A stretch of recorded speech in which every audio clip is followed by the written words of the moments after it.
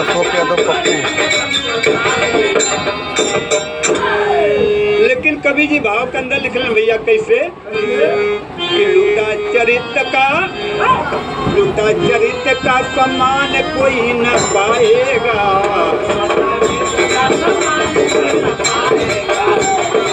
या ओ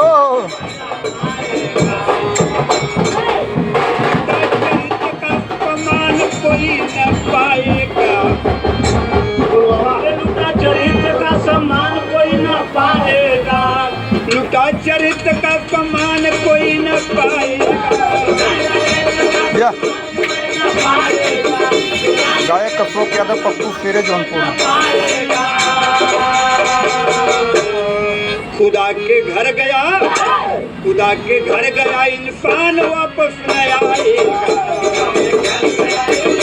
गायक अशोक यादव पप्पू बनी जौनपुर।